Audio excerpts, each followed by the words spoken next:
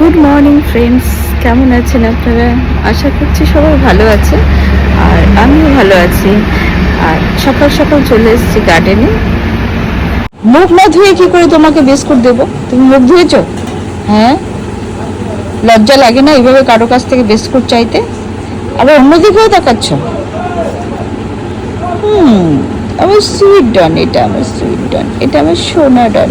নাও, ফুলগুলোকে একটু দেখতে, কে কেমন আছে তাদের সাথে দেখা করতে, তাদের সঙ্গে একটু গল্প করতে,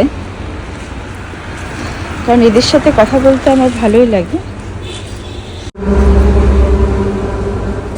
অবস্থা হয়ে যায় তখন এগুলো গাছে না রাখাটাই ভালো।